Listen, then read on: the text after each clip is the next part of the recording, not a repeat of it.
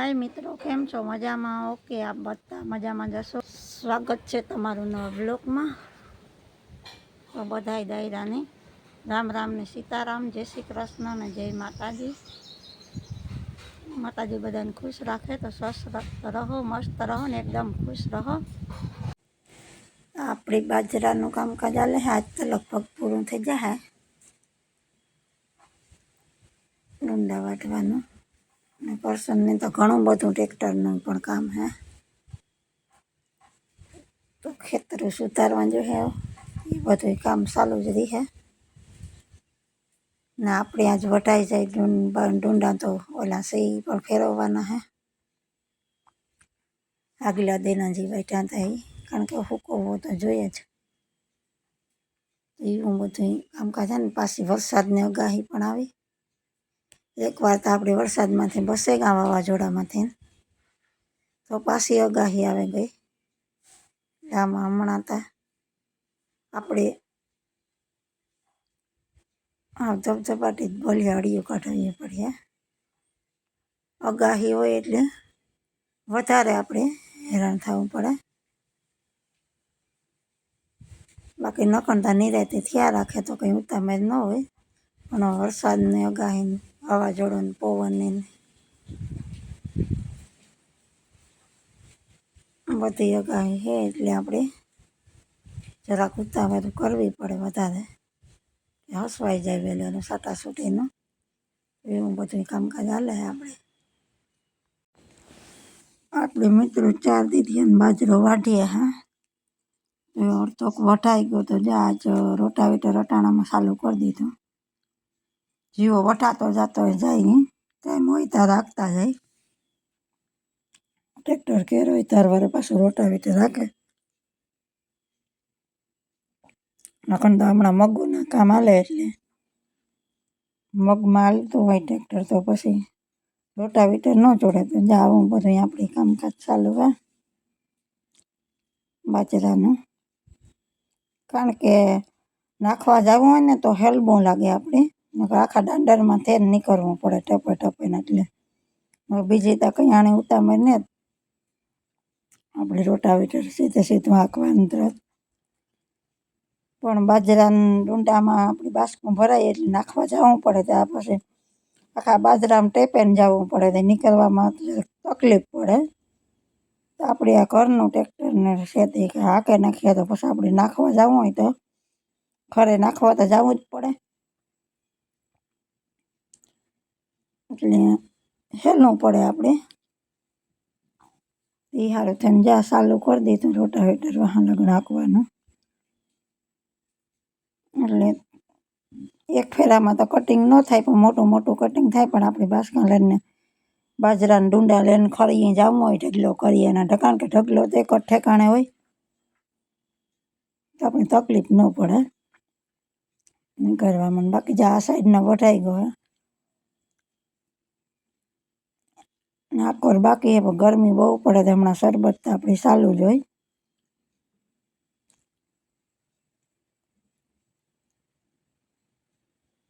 અહીંથી એટલું આપણે બાકી છે બાજરો વાટવાનું।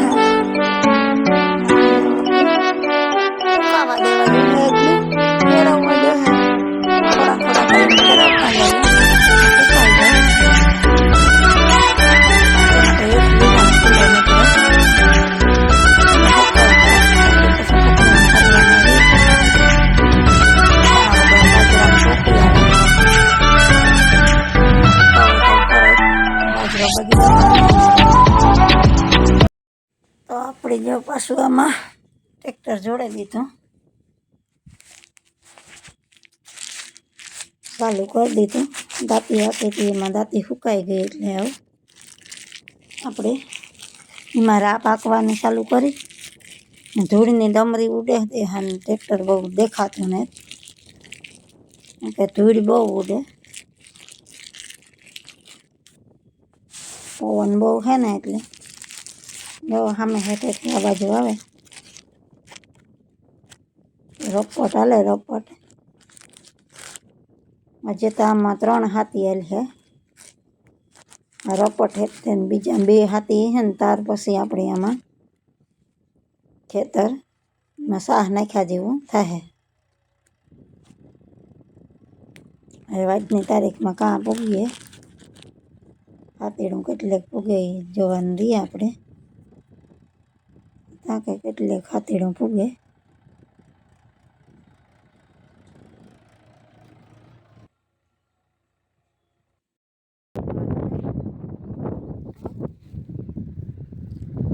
હેઠો હુળવાનો છે કરશનને, તો જો આપણે આ ઢગલા કરી લીધા એટલામાંથી વિનાઈ ગયા ને બીજા અહીં હેઠા હુળતા જાય ને આ ઝાડવા નાખતા જાય.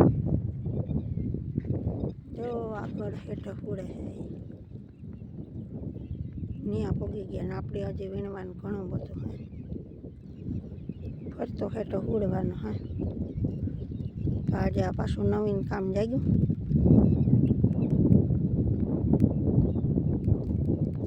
લીમડા થતા શેરી કરા હેઠાવી ઓલી બાજુ હેઠે તો હબા એ તાજવારો નહીં આવે કરતા એ હેઠે તા લીમડા બહુ ઠામ છે એ કરતા એ ખેતર રાખવા છે તો પડી ન અને જ્યાં ઓલી સાઈડ હુડે હેઠા